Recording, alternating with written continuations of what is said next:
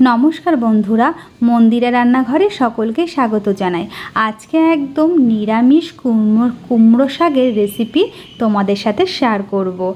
আমরা রোজকার দিনে কিন্তু এই শাকসবজি খেতে বেশ ভালোই বাসি, তাই জন্য তোমাদের সাথে একটু শেয়ার করলাম। বাড়ির ছাদে কিছু কুমড়ো শাক হয়েছে, সেই কুমড়ো শাকের ডগাগুলো কেটে নিয়েছি। বাড়ির শাকে কিন্তু স্বাদটাই আলাদা। কার কার বাড়িতে লাগানো শাক খেতে ভালো লাগে অবশ্যই করে আমাকে কমেন্ট করে জানাবে বন্ধুরা। বাজারে তো শাক পাতা কিনতে পাওয়াই যায়, কিন্তু বাড়ির গাছের শাকের যা স্বাদ সেটা কিন্তু অন্য কোথাও নেই। আমার কিন্তু কুমড়ো শাক কাটা হয়ে গেছে। এবার চলুন একটা পেঁপে পেরে নিই, সেটাও কিন্তু আমাদের গাছ দিয়ে।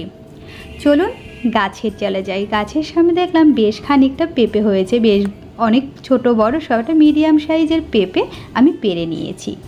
এইবার কুমড়ো শাকগুলো টুকরো করে কেটে নিয়েছি। পেঁপে, বেগুন আর আলুও কিন্তু আমি কেটে নিয়েছি। কুমড়ো শাকটা কাটাটা দেখানো হয়নি। কুমড়ো শাকটা ভালো করে কেটে নিয়ে পরিষ্কার করে ধুয়ে নিয়েছি। একদম টাটকা শাক দেখেই কিন্তু খেতে ইচ্ছা করছে। তার সাথে নিয়েছি, বাড়িতে ছিল কিছু কাঁঠালের দানা। কাঁঠালের দানা কিন্তু ভালো করে ছুলে একটু সিদ্ধ করে নিয়েছি। আর নিয়েছি বড়ি। আলু, বেগুন আর পেঁপেও টুকরো করে কেটে নিয়েছি। এবার একটা কড়াইতে বেশ খানিকটা জল দিয়েছি। জলটা ফুটে উঠলে পেঁপে, বেগুন, আলুটা দিয়ে স্বাদ অনুসারে আমি কিন্তু লবণ দেব। লবণটা একটু বুঝে শুনেই দেবেন। লবণ দিয়ে নাড়িয়ে চাড়িয়ে আর বেশ খানিকটা কাঁচা লঙ্কা দিয়েছি। ঝালটা আপনাদের পছন্দ মতন কম বেশি দেবেন। সব কিছু দিয়ে নাড়িয়ে চাড়িয়ে ঢেকে দেব। এই ঢাকার কারণটা হচ্ছে সবজিটা একটুখানি সিদ্ধ করে নেব, তাতে কিন্তু শাকটা তাড়াতাড়ি হয়ে যাবে, খেতেও ভালো লাগবে। সবজি কিন্তু অনেকটা সিদ্ধ হয়ে এসছে।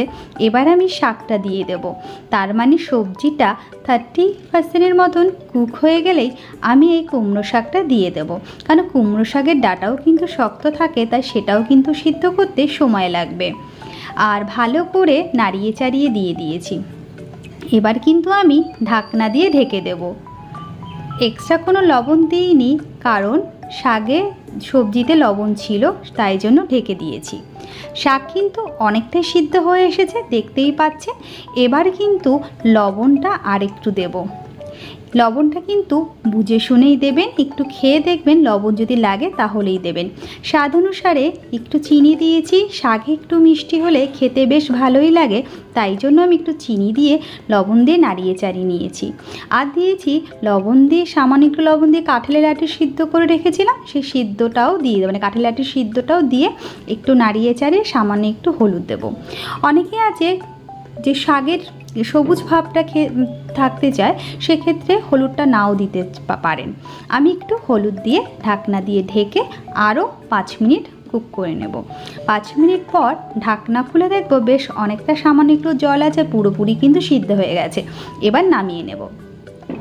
কড়াইতে তেল দিয়ে বড়িগুলো লাল লাল করে ভেজে নেব। এভাবে একবার কুমড়ো শাকের রেসিপিটা বানিয়ে দেখতে পারেন। আশা করব আপনাদের অনেক ভালো লাগবে। গরম গরম ভাতে কিন্তু দারুণ লাগে বন্ধুরা। অবশ্যই করে কমেন্ট করে জানাবেন আপনাদের কেমন লাগলো। আমি দিয়ে দেবো 2 শুকনো লঙ্কা আর একটু কালো জিরা ফোড়ন দিয়ে যে সিদ্ধ করে রাখা যে কুমড়ো শাকটা সেটা দিয়ে দেব।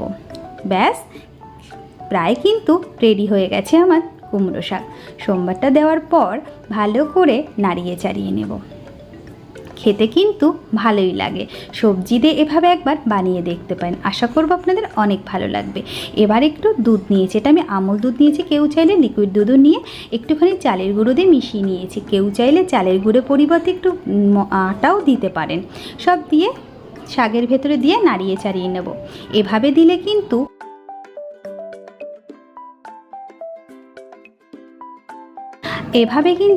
একটু চালের গুঁড়ো আর দুধ দিয়ে দিলে কিন্তু খেতে কিন্তু বেশ ভালোই লাগে, আর বেশ গামাখা হয়, দেখতেও খুব ভালো লাগে। ভাজা বড়িটাও দিয়ে দেবো। ব্যাস, নাড়িয়ে চাড়িয়ে